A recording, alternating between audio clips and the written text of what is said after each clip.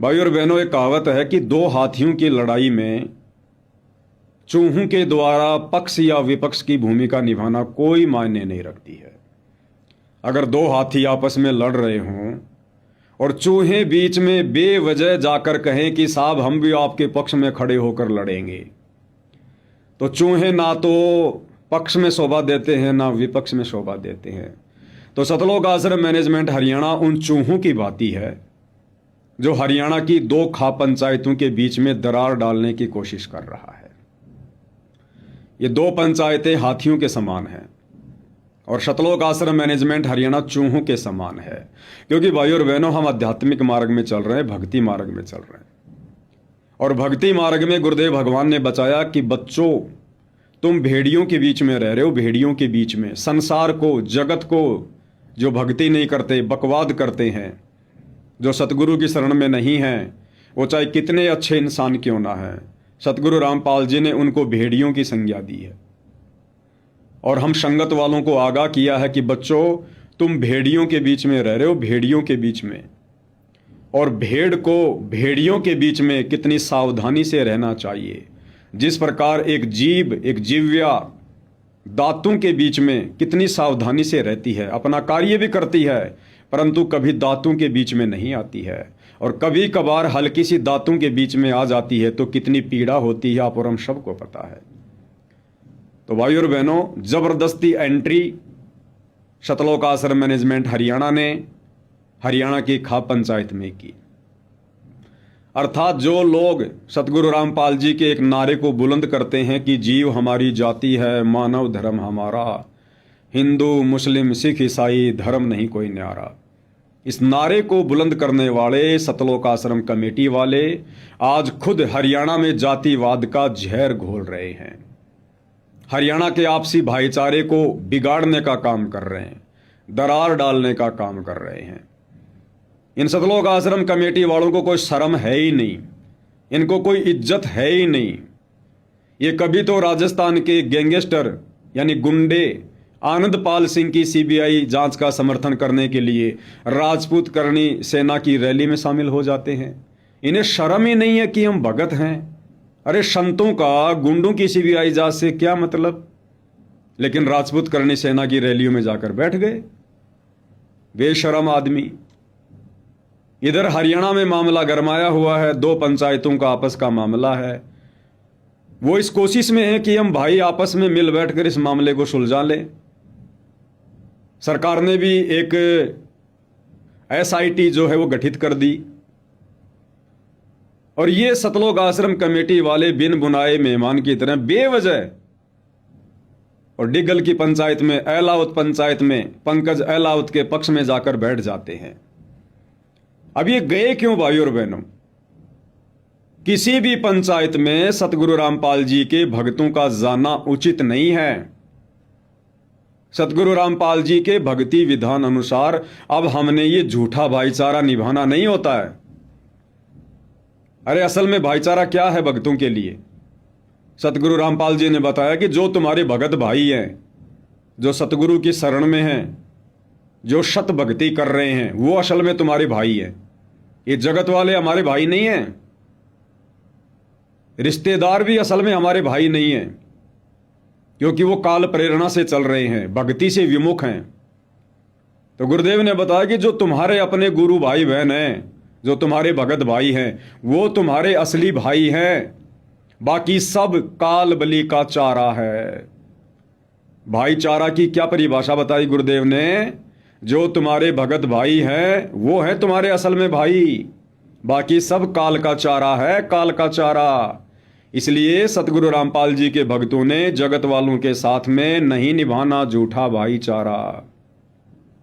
और जो निभाएगा झूठा भाईचारा वो भी बन जाएगा एक दिन मर्यादा तोड़ के काल का चारा।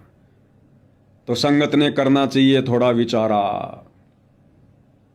तो इस बेबुद्धि के सतलोक आश्रम मैनेजमेंट हरियाणा ने हरियाणा के स्टेट कोऑर्डिनेटर अमन गोदारा को नई नवेली दुल्हन की तरह तैयार करके और डिगल की खाप पंचायत में भेज दिया। भाई और बहनों, समय समय पर परमात्मा अपनी आत्माओं को खड़ा करते हैं सच्चाई को उजागर करवाने के लिए। और जैसे ये सच्चाई उजागर हुई, सतलोक आश्रम कमेटी में खलबली मच गई भयंकर रूप से। क्यों, डर तो इन लोगों को भी है। सतलोक आश्रम वालों को पता है कि भाई धीरे धीरे अब संगत जाग रही है। इन सतलोक आश्रम वालों को पता है कि हमने इतने भक्ति विरुद्ध कुकर्म कर दिए 2014 बरवाला कांड के बाद, अब संगत धीरे धीरे सतलोक आश्रमों से दूरी बना रही है। संगत पहले की तरह इन आश्रम वालों को दान धर्म नहीं कर रही है। इनके आश्रमों में आना जाना भी संगत कम कर रही है। नीचे नीचे साध संगति से जुड़कर मर्यादा में रहकर घर बैठकर भक्ति करने का प्रयास कर रही है।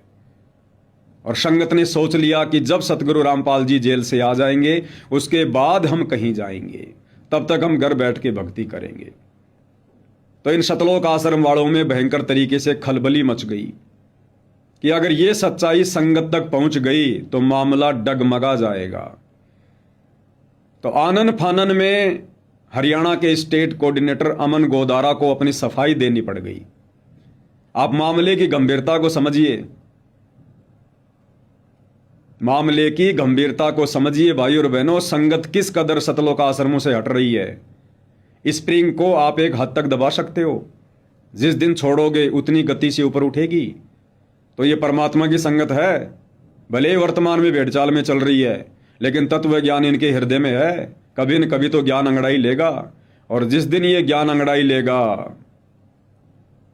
कौन से बिल में जाके छुपोगे सतलोक आश्रम वालों। तुमने सतगुरु रामपाल जी के नाम की आड़ में, उनके आदेश की आड़ में इतने कुकर्म कर डाले हैं, तुम लोगों को बख्शा नहीं जाएगा। बच्चा बच्चा आने वाले समय में तुम्हारे मुंह के ऊपर थूकेगा। मुंह के ऊपर थूकने का मतलब है तुम्हें दुत्कारेगा, तुम्हें धिक्कारेगा कि ऐ नालायक सतलोक आश्रम कमेटी वालों, संत रामपाल जी के नालायक बेटा बेटी भाई बंधु रिश्तेदारों कोऑर्डिनेटरों, तुमने क्या खाक उस परमपिता परमेश्वर की इतने वर्षों तक संगति की।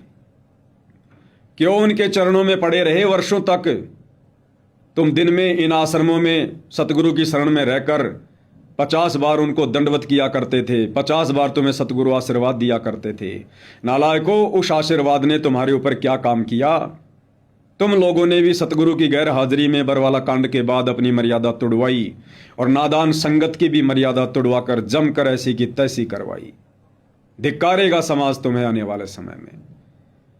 तो इन सब बातों का आश्रम वालों को भी पता है कि धीरे धीरे संगत अब किनारा कर रही है। अब संगत के दान धर्म से इनकी रोजी रोटी चल रही है, इनके बच्चे पढ़ रहे हैं, इनके खर्चे पूरे हो रहे हैं, इनकी मौज मस्ती के साधन आ रहे हैं। अब अगर संगत ज्योति पाठ और दान का पैसा नहीं देगी तो ये तो भूखे मरेंगे। इनकी राजनीतियां कैसे होंगी, इनकी मनमानियां कैसे होंगी, इनके शौक कैसे पूरे होंगे, इनकी बकवादें कैसे होंगी।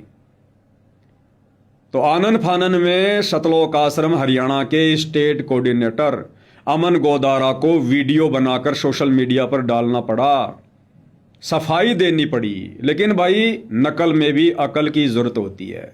सफाई भी ढंग से नहीं दे पाया, बहुत सारी गलतियां कर गया। और आप और हम भाई बहनों ने इन मंदबुद्धि लोगों की गलतियों से शिक्षा लेनी है, सबक लेना है। क्योंकि सतलोक आश्रम मैनेजमेंट हरियाणा की गलतियां ही हमें भक्ति पर दृढ़ करेंगी। जिस प्रकार से काल वर्तमान में ज्ञान को आधार ना बना पाने के चलते सतलोक आश्रम कमेटी को ठग रहा है, संत रामपाल जी के परिवार को ठग रहा है, इन कोऑर्डिनेटरों को ठग रहा है।